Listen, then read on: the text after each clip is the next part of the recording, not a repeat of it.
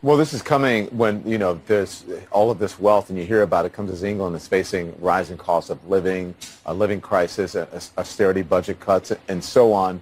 I don't know why any intelligent British person even likes to entertain this notion, which is a socialist talking point. Oh, the monarchy has so much wealth.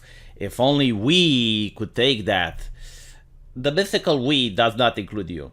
Like, you as a British person isn't going to get more wealthy if the monarchy doesn't exist. Secondly, the counter argument for, oh, well, the monarchy has vast amounts of wealth and they are a big strain on the taxpayer, they don't pay taxes. The counter argument is that they make billions in tourism.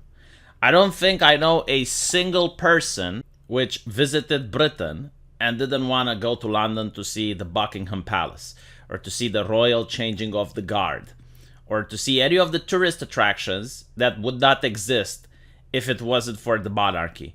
So while, sure, they don't pay taxes, they do contribute a significant amount to the British budget. And this is only if we look at the economic standpoint. There's a lot more. There's heritage, there's cultural, the fact that England is one of the few nations in the world that still has a monarchy shows that England lacked for tyrants. Other places like France, which did experience tyrants, ended up getting rid of their monarchy.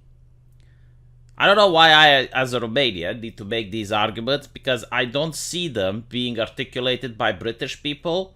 So whenever you hear a person making the argument that, oh, well, the monarchy has a lot of money, now you know what you need to respond to them. Do not allow this to go unchallenged, because they're fundamentally wrong.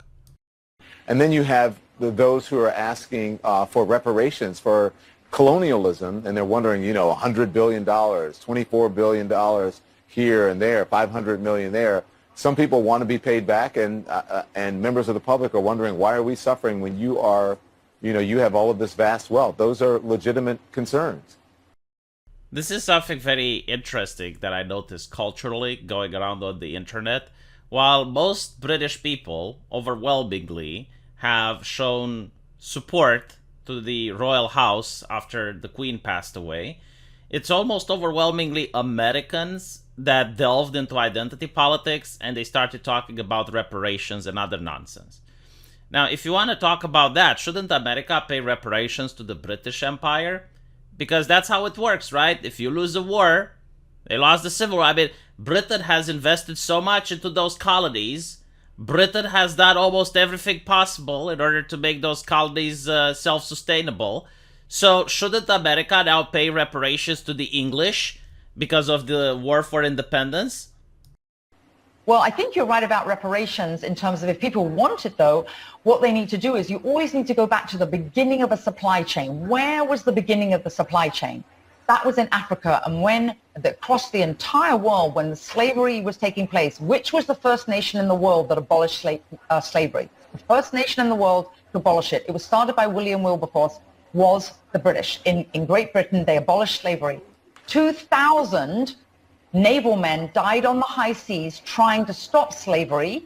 Why? Because the African kings were rounding up their own people. They had them on cages waiting in the beaches. No one was running into Africa to get them.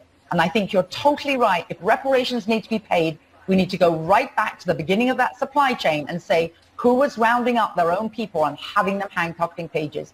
Absolutely. That's where they should start. And maybe, I don't know, the descendants of those families where they died in the high seas trying to stop the slavery, that those families should receive something too, I think, at the same time. It's an interesting discussion, Hillary. Thank you very much. I appreciate it. Yes, it is a very interesting discussion, one which will not take place on CNN. I love how uncomfortable Don felt about that. Now, this is why people don't like it when they're trying to teach critical race theory. It's because they're saying, oh, well, it's accurate history. Yeah, sure, it's accurate history, but you get to cherry pick events from history. You're not going to talk about this, now are you? And there is a mistake, which the lady made. Britain is not the first nation in the world to abolish slavery, but it is one of the first which had the power to get other nations and force them to abolish slavery. And they actually waged war with slavers on the high sea, and they forced African nations to stop dealing with slavery, and they used the entire might of the English Empire to pressure economically other countries around the globe to stop dealing with slaves. The Islamic Empire was a massive slave trade over the Atlantic. The reason you don't get to see that many black people in that part of the world like you see in the United States is that the members of the Islamic Empire, they would castrate their slaves. So you don't get to know that when you study the critical race theory. You don't get to know that when you watch CNN. You don't get to know the fact that every single culture around the world practiced slavery. Every single ethnicity, every single culture was at one point enslaved, and at other points they enslaved others. The British Empire is the only country which had the strength and the will to force other nations to end slavery. And for some reason, you have the audacity to make them as the villain of the story. To portray the British Empire as the bad guys. Well, again, everyone was doing it. And for some reason, we don't mention the Islamic Empire. And we know it's not being mentioned because Don Lemon didn't have any rebuttal to this. He acted as this is the first time where he even heard the counter argument, and I'm pretty sure that it may as well have been. Now, if you want to delve into the history of African slavery, it is, of course, the Europeans that went to Africa. The Portugals, I believe, were the first. And when they landed on Africa, they made contact with the Congo kings.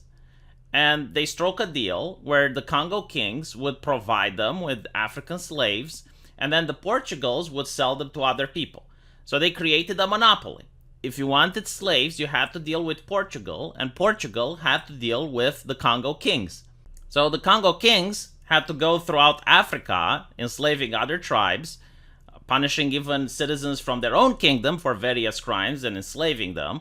And they would sell them to Portugal, and Portugal would sell them to any buyer that was interested, whether it was people from the Islamic Empire, whether it was people from America, but that's how it went. It was a monopoly.